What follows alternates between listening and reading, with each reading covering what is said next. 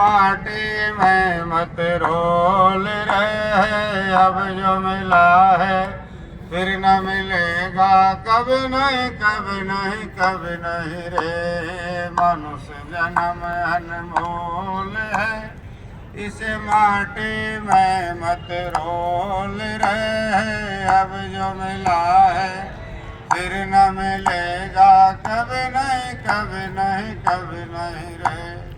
तू है बुध बुध पानी का, तू है बुध बुध पानी का, मत कर जोर जवानी का, मत कर जोर जवानी का। संभल संभल के कदम रखो, पता नहीं जिंदगानी का। मन की आंखें खोल रहे, सबसे मीठा बोल रहे, अब जो मिला है फिर न मिलेगा, कभी नहीं कभी नहीं कभी नहीं रे। मनुष्य जन्म अनमोल है, इसे माटी में मत रोल रहे, अब जो मिला है फिर न मिलेगा, कभी नहीं कभी नहीं कभी नहीं रे। मतलब का संसार है, इसका क्या एतबार है, मतलब कर संसार है, इसका क्या एतबार है। संभल संभल के कदम रखो, फूल नहीं अंगार है। मन की आंखें खोल रहे, सबसे मीठा बोल रहे, अब जो मिला है फिर न मिलेगा, कभी नहीं कभी नहीं कभी नहीं रे। मनुष्य जन्म अनमोल है, इसे माटी में मत रोल रे, अब जो मिला है फिर न मिलेगा, कभी नहीं कभी नहीं कभी नहीं रे। बोलो विष्णु भगवान की, सच्चिदानंद भगवान की जय। जय श्री राधे श्याम, हर हर महादेव। बोलो शंकर भगवान की जय। तो ये जो जीवन है बड़े भाग्य से, अच्छे कर्मों से, पुण्य कर्मों से हमें प्राप्त हुआ है। व्यास जी कहते जय श्री राम। भाग्योदयेन बहुजन्म समर्जितेन और सतसंगमं च लभते पुरुषो यदा वै। यानी हमारे अनंत जन्मों का जब पुण्य कर्म उदय होता है, अनंत जन्मों का जब भाग्य उदय होता है, तो जाकर के हमको ये मानव का शरीर प्राप्त होता है। सहज रूप से ये शरीर प्राप्त नहीं होता। यद्यपि हमारा जो 100 वर्ष का जीना है वो भी बहुत कम है, वो भी बहुत थोड़ा है। यानी उसका आधा जीना तो खाने पीने सोने में ही निकल जाता है। तो जो थोड़ा समय हमारे को मिला है, जो बचा हुआ है, उसमें हमने जो है क्या किया है। ये मानव का जन्म जो है बड़ा दुर्लभ है। 84 लाख योनियां भोगने के बाद में ये मानव का शरीर हमें प्राप्त होता है। इसलिए दुर्लभ इस मानव शरीर को पाकर के भी जो अपने इंद्रियों की आसक्ति में ही इस दुर्लभ नरत्व को व्यर्थ में ही खो देता है, उसके हाथ में जो आया हुआ अमृत का कटोरा है वो प्रमादवश व्यर्थ ही गिर जाता है। बोलो राधे राधे। इसलिए जितना जीवन हमें प्राप्त हुआ है, जितना जीवन मिला है, उसमें ज़्यादा से ज़्यादा गोविंद के नाम का, हरि के नाम का गुणगान करें। क्योंकि हरिर नाम हरित पापम, हरिर नाम हरित पापम।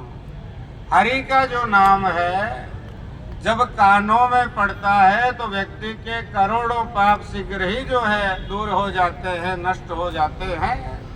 उतने पाप तो पापी जीव अपने इस सारे जीवन में भी नहीं करता है। इसलिए जो जगत का मंगल रूप जो नाम है परमात्मा का, उसे प्रत्येक जीव को, प्रत्येक प्राणी को ज़्यादा से ज़्यादा जो है लेना चाहिए, सुनना चाहिए। क्योंकि ये जीवन तो जो है नाशवान है, मिट्टी का ये शरीर है। सितजल पावक गगन समेरा, पंच रचित अति अधम शरीरा। यानी 5 तत्व से मिलके हमारा ये अधम जो शरीर है ये शरीर उत्तम जो है नहीं कहा गया। ये शरीर बड़ा ही सुंदर है, बाहरी जो इसका आवरण है बड़ा सुंदर है, गोरा है कि काला है इसका कोई प्रयोजन नहीं है। इसके लिए कहा है कि क्षितिजल पावक गगन समीरा पंच रचित अधम शरीरा, यानी इसको अधम कहा है, इस शरीर को उत्तम नहीं कहा है। क्यों नहीं कहा है? क्योंकि इसमें मलमूत्रों का ढेर भरा हुआ है, दुनिया भर की जो गंदगी है वो भरे हुए हैं, राग द्वेष रूपी मल जो है भरा हुआ है। तो भगवान कहते हैं जो 5 तत्वों से ये निर्मित शरीर है ये उत्तम नहीं है, ये अधम शरीर है।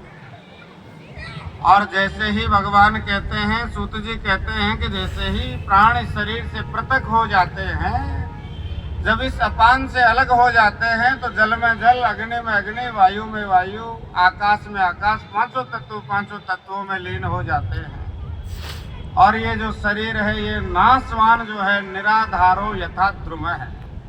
जैसे एक पेड़ की जड़ कट जाती है और जड़ के कट जाने पे वो पेड़ जमीन पे आके पड़ जाता है, गिर जाता है, ऐसे ही प्राणों के अलग हो जाने पर ये शरीर जो है जमीन पर आकर निराधार पेड़ की भांति गिर पड़ता है और ये थोड़ी देर के अंदर नहीं छूने योग्य, निंदित और दुर्गंधित हो जाता है। बोलो राधे राधे।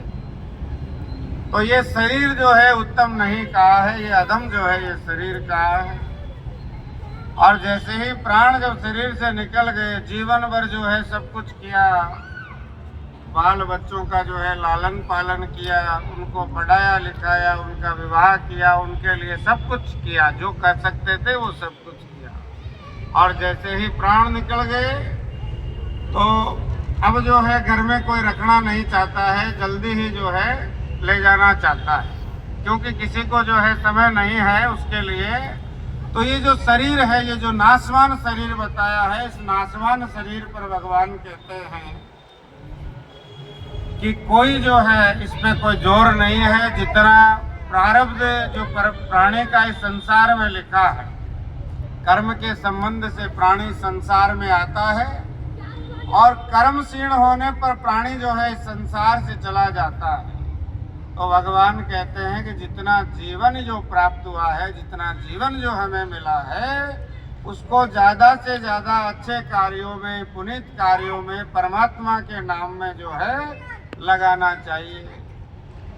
ये माटी का शरीर है, जैसे ही अपान से पृथक हुए, जल में जल, अग्नि में अग्नि, पांचों तत्व अपने उसमें मिल गए। बड़े भाग मानुष तन पावा और सुर दुर्लभ सदग्रंथन गावा। श्रुतियों में, स्मृतियों में, पुराणों में यही कहा है कि ये शरीर जो है बार बार नहीं मिलेगा। सभी ग्रंथों में जो है बताया गया कि ये शरीर बड़े भाग्य से प्राप्त हुआ है, बड़े भाग्य से मिला है। जीवन जो है कई योनियां भोगने के बाद ये शरीर प्राप्त हुआ और ये शरीर लेकर के भी हमने जो है कोई पुण्य कर्म नहीं किए, तो ये शरीर का धारण करना, हमारा जन्म लेना व्यर्थ है। क्योंकि आहार निंद्रा भय मैथुनम सामान्य में तत्पशुभिर नराणाम, ये दोनों ही क्रियाएं उनमें कॉमन है, जानवरों के अंदर भी और मानवों के अंदर भी। खाना पीना सोना ये तो जानवरों में भी होता है और यही काम मनुष्यों के अंदर भी होता है। तो भगवान कहते हैं कि जो ज्ञानवान है वो तो मनुष्य कहा जाता है और जो ज्ञान से हीन है वो पशु कहा जाता है। ये सामने विद्यान तपो न दानम, ज्ञानम न शीलम न गुणो न धर्म, ते मृत्यु लोके भूवि भारभूता और मनुष्य रूपेण मृगाश्चरन्ति, तृणम न खादन न पी जीवमानस तद्भाग देयम,